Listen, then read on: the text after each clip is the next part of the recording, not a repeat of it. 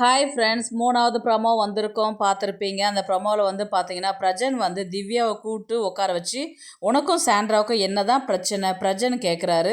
திவ்யா என்ன சொல்கிறாங்கன்றது பார்த்தீங்கன்னா, ஒரு டாஸ்கில் காணோம், வீட்டோட பங்களிப்பில் அவங்க இல்லை, என்ன பிரச்சனைன்னு எனக்கு தெரியல, என்ன வந்து ட்விஸ்ட் பண்ணேன்னு சொல்கிறாங்க, நான் என்ன பண்ணேன்றது நம்ம 3 பேரும் அவ்வளோ க்ளோஸாக தானே இருந்தோம்.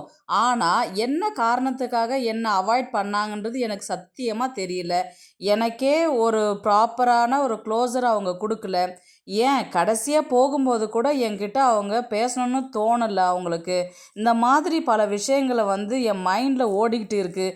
இது எல்லாமே பிரஜன்கிட்ட வந்து சொல்லிக்கிட்டு இருக்கிறாங்க திவ்யா.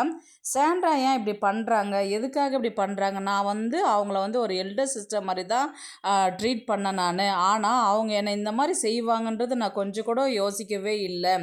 என்ன பிரச்சனைன்றது தெரியல. ஆனால் எதுவாக இருந்தாலும் உட்காந்து பேசியிருந்தா எல்லாமே சால்வ் பண்ணியிருக்கலாம்.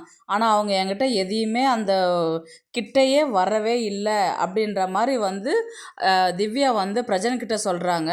இதை பற்றி உங்களுடைய கருத்து என்னன்றது வந்து நீங்கள் ப்ளீஸ் கமெண்ட் பண்ணுங்கள் ஃப்ரெண்ட்ஸ். தேங்க்ஸ் ஃபார் வாட்சிங்.